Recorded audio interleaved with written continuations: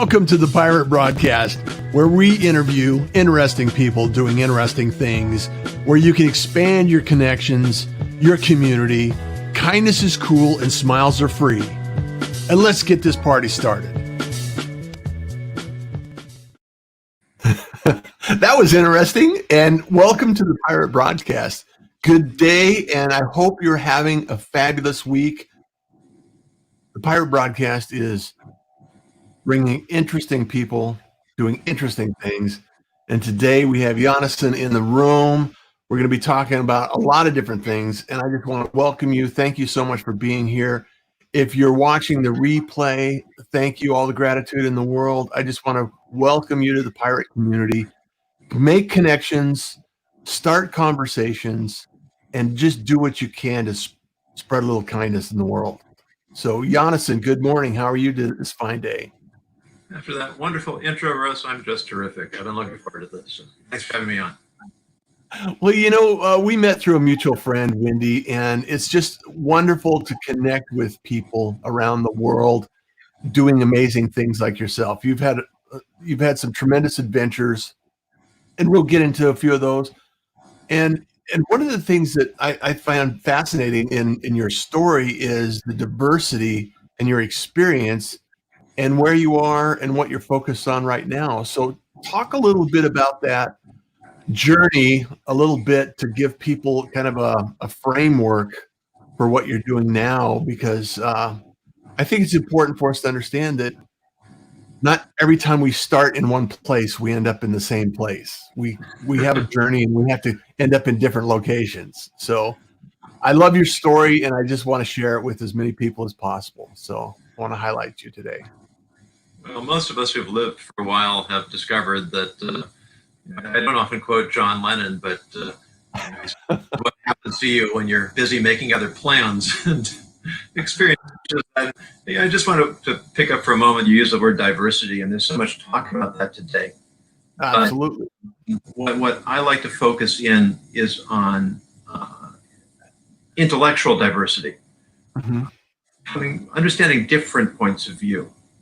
Not just having people being different for the sake of being different, but being different for adding their different perspectives, their different experiences to the conversation, so that we all come away with a deeper and broader and more profound understanding of the world and ourselves.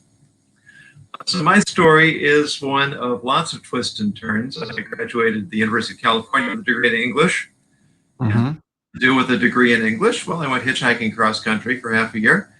And then I crossed the Atlantic, went backpacking across Europe for about half a year, until I ended up in Israel, and that's where I reconnected with my Jewish roots. I had been raised with no knowledge or understanding of Jewish tradition whatsoever, so it was all new to me. I discovered, despite my preconceptions and my stereotypes of what traditional observant Judaism was, I discovered this vibrant community full of profound thinking and ideas and values, and I was just mesmerized, and I changed the whole trajectory of my life. I stayed there for 9 years in Israel studying, met my wife there, had our first 2 children there, and became an Orthodox rabbi, and immersing myself in the wisdom of 3,000 years, I found that Judaism doesn't just speak to Jews. It's the foundation of so many of our moral and ethical and philosophical principles that we take for granted.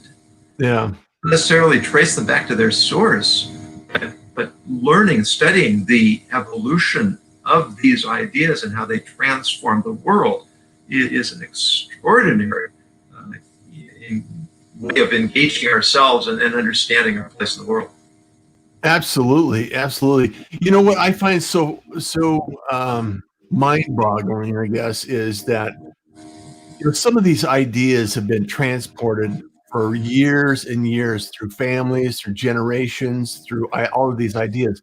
And the foundation of family, big ideas, the concept of community and some of these things are universal. I mean, it's not necessarily unique to any specific religion, And I just think that right now we seem to be in a environment where people want to diminish the idea of religion and community and cooperation and communication and some of these things that bring us together rather than tear us apart. And I just find it odd that it just continues to bubble up in society. And in your studies, there's always been a challenge. There's always been a battle, but we're always unique. And I kind of want to talk a little bit about our uniqueness, our ability to be unique, and also find a community around other people that are unique, and how that impacts those around us, and how we communicate those ideas and bring those ideas to the table. Because I can be unique without having conflict. I mean, and I don't understand some of the conflicts that are going on right now in our society today.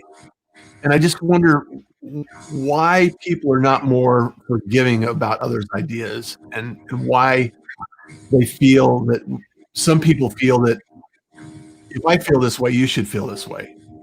Have you studied on that at all? And yeah, quite a bit. And I think you hit it right on the mark that we all suffer from what I call spiritual dissociative disorder. I like to use the term schizophrenic, even though that's not quite accurate from a medical point of view. But we're all split personalities. We're individuals living as members of society. Mm-hmm. We're spiritual beings trapped in a physical body, in a physical world. Yeah. We need to live in the present, but we need to focus on the future. We are consistently pulled between seemingly incompatible and irreconcilable different aspects of our nature. And the mistake we make is thinking that we somehow have to eliminate that tension or resolve that tension, when what we really have to do is learn to manage that tension. Mm-hmm. And part of it is one of the, and I quote this in my TED talk, one of the great Jewish leaders of the last generation, Rabbi Joseph Soloveitchik, he said, all extremism and fanaticism come from a lack of security. A secure person cannot be an extremist. And what happens is when we're insecure in ourselves, we're insecure in our beliefs. So that makes us defensive. I don't really know why I believe what I believe.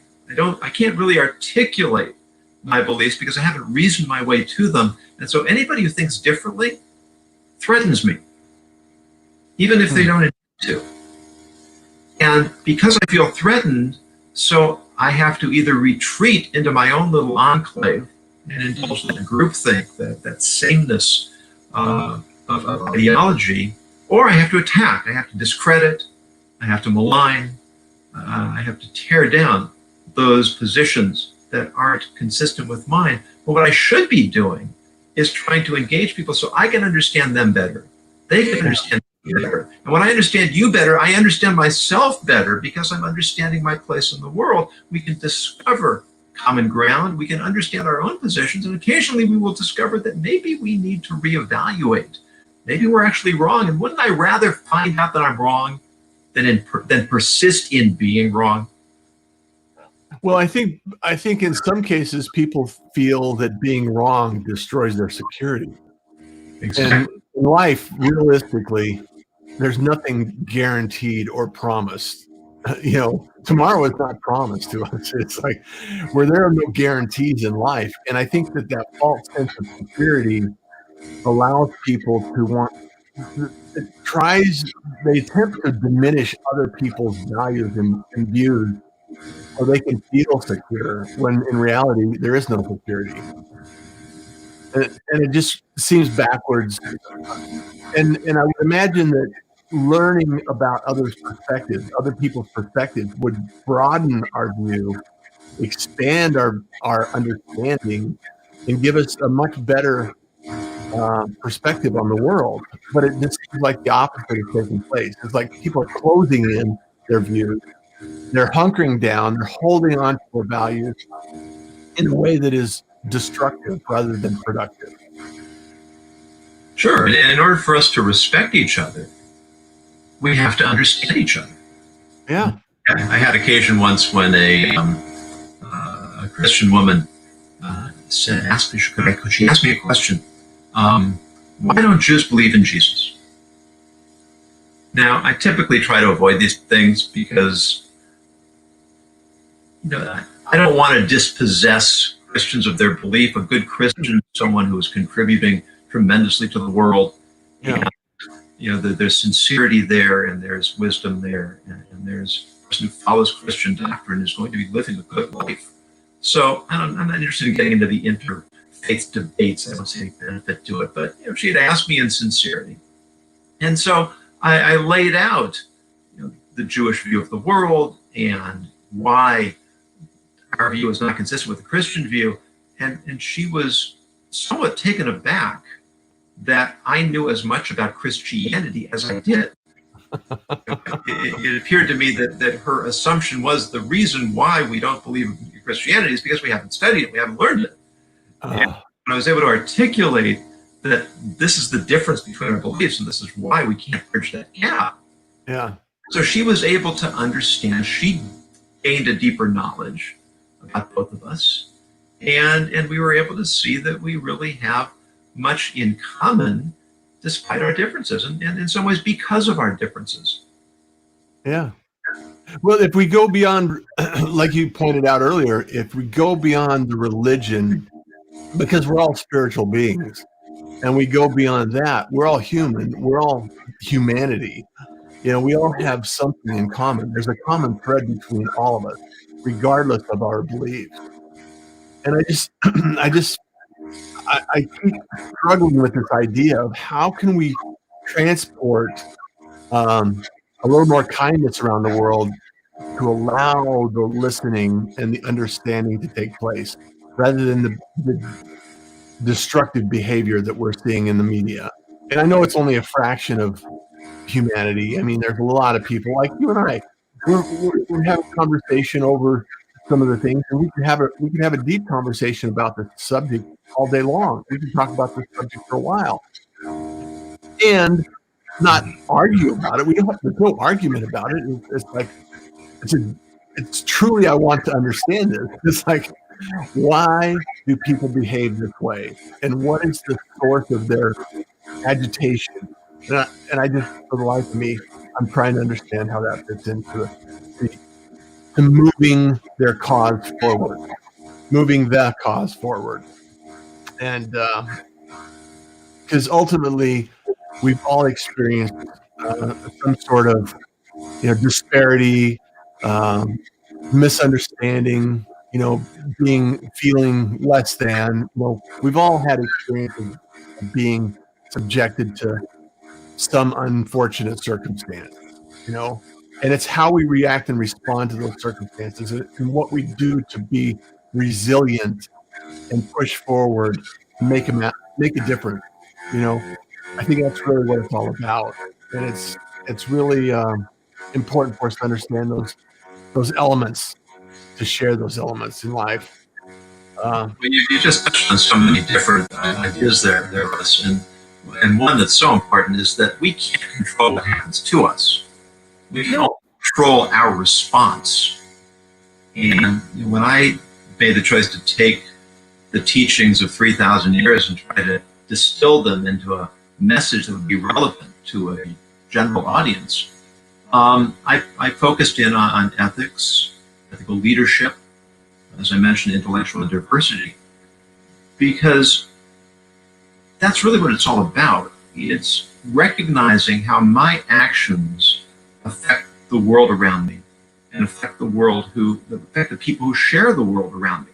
Mm-hmm. In our families, in our communities, in our business. I mean, ethical businesses are more successful. Yeah. Businesses that have an ethical culture are more successful because their employees they feel valued, they're motivated, they're loyal, they're passionate, they're productive, the brand image shines, people want to do business with them.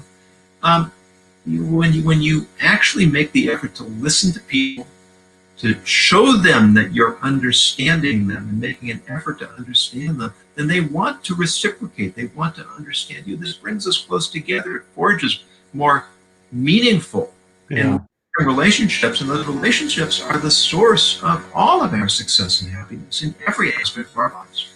Yeah. I want to, speaking of which, and bringing community together, I want to highlight a couple of people that are in the pirate community today. Marianne, good morning, guys. Thank you so much for being here. Angie, good morning, pirates. Thank you so much. I thank you so much for being here. I'm not sure how I won't try to butcher your name. Maureen Wixom. Hi, Russ. How are you, Maureen? Thank you so much for being here. Hello, Yonason. Kathy Spooner. Good morning, Kathy. And I just want to welcome everybody to the pirate community. Angie Schumann, good morning, Kenyatta. This is what we see on a regular basis, Yonason, is the connection between people in this community and the conversations that take place. So hurrah for the pirate broadcast. Seth Marlowe, good morning, pirates. Seth, how are you this fine day? Hope you're having a fabulous week. And LinkedIn, this is probably Lori Knudsen. So well said. Well said, Jonathan. And Howard, deep and relevant topic. I think so. If anybody has any questions, please drop them in there in the comments. And because we are rich and we are wealthy from experience in our lives at times, and only a fraction of our experience can we understand somebody else's perspective until we have had the opportunity to learn more about it. You know, I couldn't begin to understand some of the teachings that you've undertaken and explored during your life.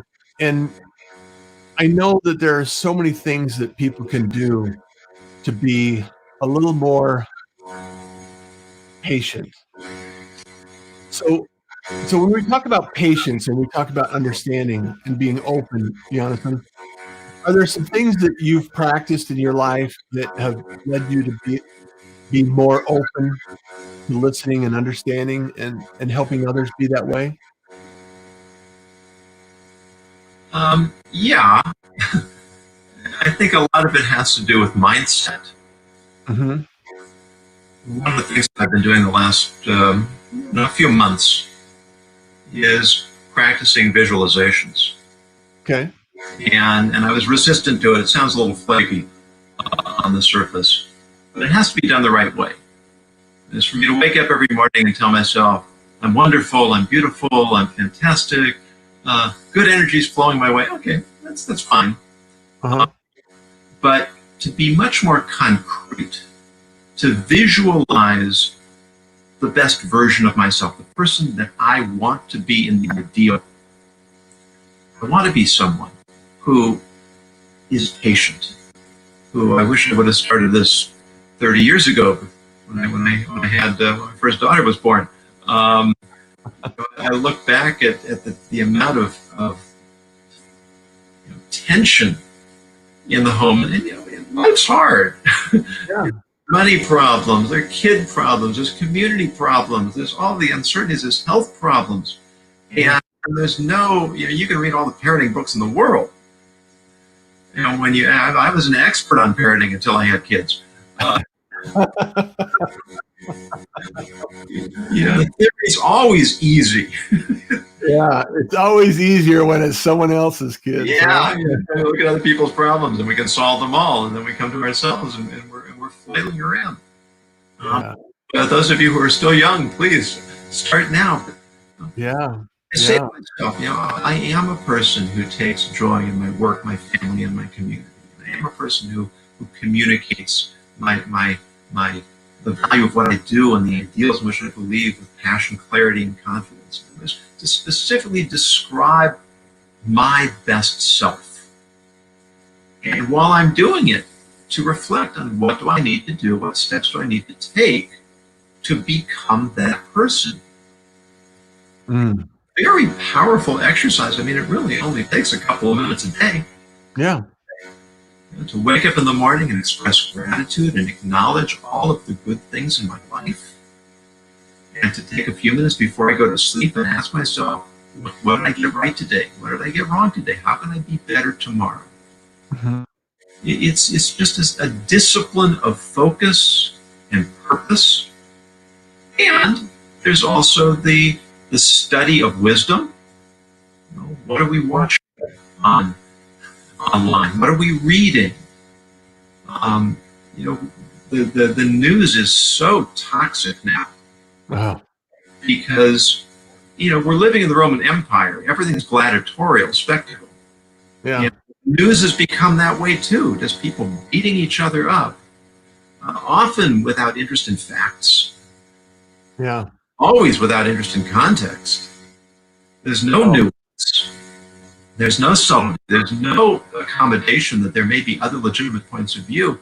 But to actually seek out people who are authentic purveyors of wisdom, whether they're conversations online, what you can find, whether they're books that are really quality, Mm-hmm. even entertainment, even the TV shows you watch or the movies you watch, there are presentations that have value, that have substance, that have, you know, it's interesting. There was a study done. The people who read literary fiction demonstrate more moral sensitivity than people who read nonfiction. That's fascinating. Because when you put information in the context of a story, Mm-hmm. we remember it, and it penetrates us, and it stays with us. I mean, even fiction, when you read biography, when you read history that's in story form, you can get so swept up in the narrative. I mean, how much do we really learn in school about George Washington or Abraham Lincoln? These were towering figures. And when you actually read their stories, Yeah. you just are in awe of the greatness of these individuals and how much we owe them and how much we benefit by inheriting the legacy that they gave their all. I mean, the self-sacrifice to create the society that we have the opportunity to live in. Yeah. It's so much easier to just point fingers, lay blame, focus on the negative, look at all the things that are wrong in the world. And where does that get us? Not very far. It does not add to the solution, in my opinion. It does not contribute to the solution or the outcome in a positive way by diminishing someone else's accomplishments. You know, and it's tragic when some of the things that are taking place. And I encourage people to turn the TV off, stop watching the media, detox from some of this stuff. Yet it's so important for us to have a conversation because we cannot go blind in the night and think that it's going to change unless we participate in the conversation at some degree, at some level. And it's disheartening to think that history is being destroyed on the basis of one aspect of someone's life. It just seems backwards to me. I'm just confused by it at times. I search out people like yourself that are much wiser than myself, and it's like, Yonason, help me understand. I mean, this battle is not a new battle. I know history repeats itself, and these things come through, like the Roman Empire you talked about. You know, I hadn't thought of it that way. However, we're going through this process of evolving. I'm not sure that I understand and appreciate the evolution that is taking place right now. It makes me a little bit nervous. And I'm just saying, I don't know if I like what I see, and I don't know what I can do to change it. If there's anything I can do to change it, except have these conversations. So, and that's I think much of what we need to do, because when you look at the conversations that are going on, and you know, so much of our lives are online right now. mm-hmm. Even before COVID, they were, but Yeah. all the now. The polarization is not just between right and left. No. It's actually a much more nuanced polarization between extremists on both the right and the left. And when I use the term moderate, I don't mean somebody who plants a flag in some arbitrary middle and says, let's just all try to get along. Yeah. I have people who moderate their voices, who moderate their discussions, who take a moderate approach in their interactions. And it doesn't mean you can't be passionate. I sometimes like to call myself a passionate moderate. I used to write a column for the local paper, and my editor once told me that I'm the only moderate she knew who didn't sound flaky and wishy-washy.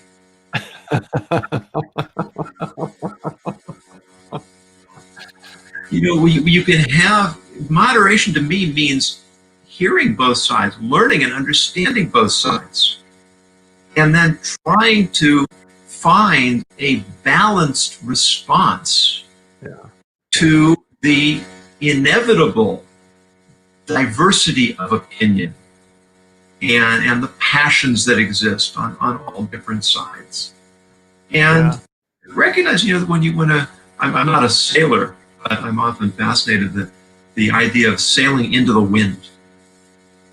Right? Yeah. That you tack back and forth. You go to the right, to the left. You go to the right, you go to the left. And if you listen to a couple of the more thoughtful voices we have today, Jonathan Haidt, I just started his book, The Righteous Mind. And Jordan Peterson talks about this too, how the right and the left, liberalism and conservatism, need each other. Mm-hmm. One without the other will just mutate into radical extremism. Yeah. Radical extremism. But when they balance each other, when there's a debate, when there's back and forth, so they keep each other in check. Yeah. And what is conservatism? It's a respect for the traditions and the values of the past. What's wrong with that? And what is liberalism? It's a vision of how to make the future better. What's wrong with that? Why are these two labels become the basis of so much ideological warfare, when really they should be the basis of reasoned and moderated debate that will also benefit all of us? Yeah. Well, and I think people need to listen to understand, not to respond. And that's where I think we fall short in so many ways, is the ability and the opportunity to understand. Because it seems like right now it's so polarizing that people are in a place where they're unwilling to listen to either side. And it's the extreme on either side. And for those that are moderate or willing to understand some other perspectives, it's somewhat confusing. It's like, I see the facts and I don't see I hear and understand what you're saying, and your actions are not necessarily in alignment with what you're saying you want the outcome to be.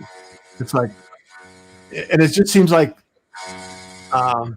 destruction is the outcome that you're looking to cause. And it's like, I don't understand. So this is an ongoing dialogue, Yonason, it's probably going to unfold. And a lot of people are frustrated with COVID and the pandemic and being shut in and understanding, do I wear masks? Do I not wear masks? Do I stay in? Do I, what is the truth? And there's so many counter stories and stories that it's really difficult for the average individual to really grasp on all of the facts. And so do your homework, do your research, understand the topic before you go off in a blaze and try to take somebody down. It's like, we don't need that. We don't want that. And I think dialogue like this, I think, is refreshing and open for opportunity. So thank you so much for being here today. It's been a pleasure. It really has. I want to just say hi to a couple of people. There are a lot of distracting buzzing sound in the audio. Kathy, sorry for that. We worked on that before we got here. How do we reconcile role model ethic behaviors when we live in an instantaneous social media immediate response society? Howard, that is an amazingly great question. The balance between instant gratification and actual patience and consideration. Would you want to add to that response there? Well, yeah, and that really homes in on the essence of going back to this idea of dissociative disorder. We have a short term, right? We have the amygdala, right? The part of our brain that wants instant gratification and short term goals. Uh-huh. We have the frontal lobe, which is the more reasoning, forward looking aspect of our minds that plans. Yeah. At high school, I would occasionally tell my students when they were complaining, imagine high school students complaining, I said, if you don't want to be here, you don't have to stay. Yeah. And they said, what do you mean? I said, well, just get up and walk out the front door. Nobody's going to stop you. I said, well, we can't do that. I said, why not? My mother will kill me. I said, your mother won't kill you, trust me. She won't kill you. I said, well, you know. And I would force them to articulate it. Yeah. Understand that I'm better off enduring something that I may not really enjoy all the time because I recognize that it's going to serve me in the end. Yeah. And when we live in a world that has become so focused on instant gratification, we have to discipline ourselves. No one's going to do it for us. You go to the gym, you hire a coach. You want to learn a musical instrument, you hire a teacher. But all it comes down to you doing the work. And the focus the culture is on that work, the more it falls on my shoulders to take that responsibility. And it's it's tough. It takes tremendous resolution and tremendous commitment. But ultimately, we have to recognize that we're serving ourselves better. Yeah. When we develop that discipline, and by serving ourselves better, we serve the world better. Absolutely. Personal responsibility, I think, is something that we can always improve on. It goes back to what you were saying earlier with where you meditate or you project or you think about what did I do right today? What did I do wrong? What can I improve today? How can I become a better person tomorrow? Those, sitting on those reflections and projecting that thought and what does that mean to me? How do I fit into the world and where do I go with this? And what do I need to do to improve my circumstance and those around me? And I think that's so important and so many people are not thinking those thoughts. And I would really like to imagine that can be changed. Love the idea of living in a Roman Empire culture and media as a gladiator spectator sport. Definitely feels that way. Kathy Spooner, you actually nailed that one. It's like sometimes culture and media feels like a gladiator sport right now. So, we can get this off there. Warren says shalom. Hey, Warren. Thomas, hello. Anyone in the mood for something amazing? I'm not sure that we want to, but I'm sure we're going to. Love and perspective, yeah. Staga is promoting a book. Good morning, Russ. Thank you for bringing amazing people and such fantastic information. Russ, you're a treasure and a gift to the world. Thank you so much. Yonason, we're over time, and I know you have a lot of things on your plate, and you got things to go take care of and do. And I thank you so much for the opportunity for you to join in the pirate broadcast. You're a pirate now, so you're in a a loving community that's kind and willing to have a dialogue like this on a regular basis. So thank you so much for being here. And for anyone watching the replay, how is the best way for them to reach out to you, Yonason, and connect with you? Well, certainly, I'm very active on LinkedIn, so you can find me there. And please visit my website, YonasonGoldson.com, YONASONGOLDSON.com. And I'm always eager to make new connections and to continue the conversation offline. There's so much that we can do together. And it's always gratifying to find people who want to be partners in making their society better. Well, and it's all about the opportunity that we can actually have open and honest conversations as well, because it's something that we need to understand, that it's not necessarily having a different opinion is not necessarily a bad thing. Not listening to understand is not necessarily the most productive thing you can do in your world. You might learn something new that is important for your future. So let's all get along. Thank you, Yonason. Appreciate you. And as you all know, kindness is cool, smiles are free, and you enjoy the day. Take care. Thank you for joining the Pirate Broadcast. If you found this content valuable, please like, comment, and share it across your social media channels. I would love the opportunity to help others grow in their business. The Pirate Syndicate is a platform where you show up, we produce the show. It's that easy. If you want to be seen, be heard, and be talked about, join the Pirate Syndicate today. There we go.